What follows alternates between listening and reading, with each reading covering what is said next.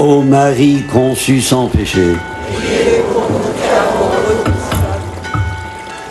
le Fils de l'homme n'est pas venu pour être servi, mais pour servir. Frères et sœurs, serviteurs, l'épithète appliquée à Dieu donne le vertige. Quelle Pâque de l'Ancien au Nouveau Testament. Le Dieu qui tonnait sur la montagne embrasée du Sinaï s'incarne en Jésus dans l'enfant de la crèche, dans le crucifié du Golgotha. Il déserte les cérémonies, dédaigne les fumées de l'encens et des sacrifices. En s'agenouillant le soir du dernier repas, Jésus nous regarde de bas en haut, note le Père Varillon. Et c'est à ce moment-là qu'il nous dit « Qui est Dieu ?» à nous qui le cherchons dans la lune alors qu'il est en train de nous laver les pieds. Frères et sœurs, la qualification que Jésus se donne de lui-même met en pleine lumière l'incongruité de la demande que Jacques et Jean viennent de lui présenter. Donne-nous de siéger l'un à ta droite, l'autre à ta gauche, dans ta gloire. Un Himalaya d'outrecuidance et de naïveté. L'épisode rapporté par saint Marc se situe alors que Jésus monte à Jérusalem, une ville que les apôtres originaires de Galilée redoutent parce qu'elle leur est peu familière. À 2 reprises, Jésus leur a annoncé sa passion, accablés, pressentant l'irrémédiable. Ils sont gagnés par la panique. Ils sont également gagnés par ce monde à l'envers dont Jésus leur a tracé le chemin et qui doit conduire au royaume. Un chemin qui s'écarte de toute gloire, de toute ascension vers le pouvoir, de toute ambition. S'adressant aux fils de Zébédée, Jésus dissipe le malentendu à eux qui ne pensent qu'en termes de gloire et de puissance. Il en appelle au don de soi. Une douche froide pour Jacques et Jean, pour l'ensemble des disciples. Une leçon pour nous. Que propose Jésus? Un monde nouveau, en contraste radical avec celui dans lequel ils vivent, avec le nôtre. Un monde bâti sur le service où chacun œuvre à la paix. La ligne à suivre ne doit plus être dominer, écraser, jouer au plus fort, comme dans nos sociétés conflictuelles et violentes, où règne la loi de la jungle, l'intolérance, la rancune, la jalousie, la convoitise, et j'en passe. Dans la montée du Carmel, saint Jean de la Croix exhorte le croyant à entretenir un désir habituel d'imiter le Christ en toutes choses, en se conformant à sa vie qu'il faut étudier afin de la reproduire et de se comporter en tout comme il se comportait lui-même. Ce que firent entre autres, et après bien d'autres, de grands témoins de notre temps.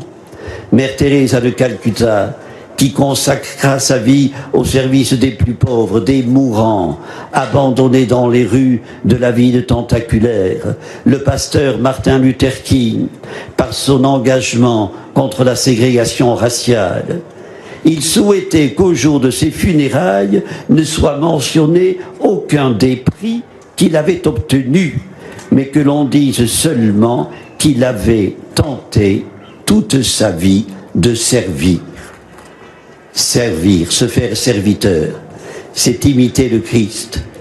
Opter pour un service qui n'est pas d'ordre exclusivement humanitaire.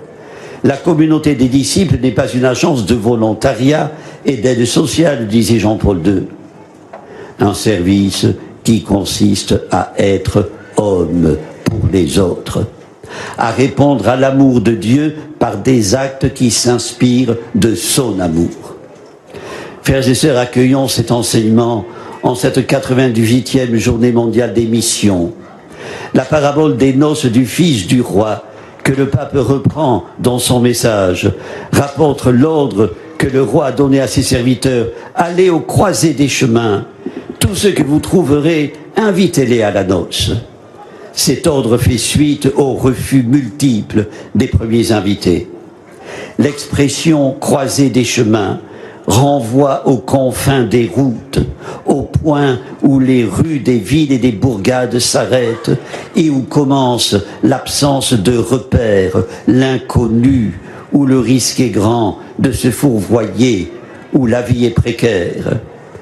Frères et sœurs, c'est auprès de l'humanité qui s'empile dans les confins que le roi de la parabole dépêche ses serviteurs, auprès d'une humanité d'exclus, de gens du dehors, qui n'ont jamais été invités à participer à une noce, moins encore à une noce royale.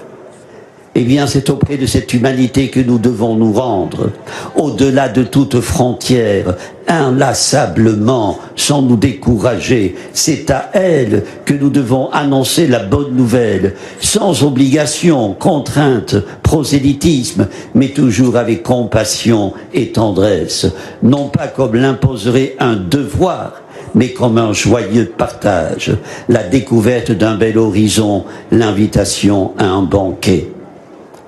Le Fils de l'homme n'est pas venu pour être servi, mais pour servir. Le Dieu qu'il révèle renverse la pédestre logique des esprits forts, balaie les prétentions de puissance, les convoitises en tout genre. Dieu n'est pas un Dieu qui surplombe, mais qui élève, qui relève. Frères et sœurs, ne le hissons pas au pinacle, ce serait l'éloigner. Retenons-le avec nous, à ras de terre, à notre niveau. Il est parmi les marmites, disait sainte Thérèse d'Avila. Admirons qu'il nous regarde de bas en haut, agenouillé, lavant les pieds de ses disciples. Frères et sœurs, telle est l'image de Dieu que nous devons révéler. Révéler au sens où on le disait d'une image photographique. Telle est la lumière que nous devons apporter à l'humanité des confins.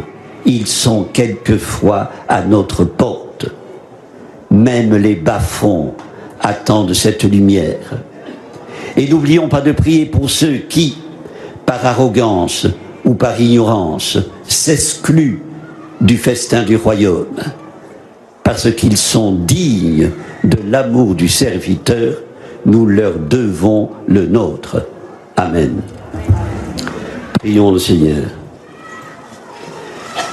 Dieu notre Père, ton Fils nous a dévoilé l'immensité de ton amour en se faisant serviteur jusqu'au don de sa propre vie pour la multitude. Que ta grâce nous donne de prendre à sa suite le chemin du service et de révéler ainsi ta tendresse pour tous les hommes et pour tout homme, par Jésus le Christ, notre Seigneur. Amen. Le Seigneur soit avec vous. Et avec votre esprit. Que Dieu Tout-Puissant vous bénisse, le Père, le Fils et le Saint-Esprit. Notre-Dame de Lourdes, Sainte Bernadette, ô Marie conçue sans péché,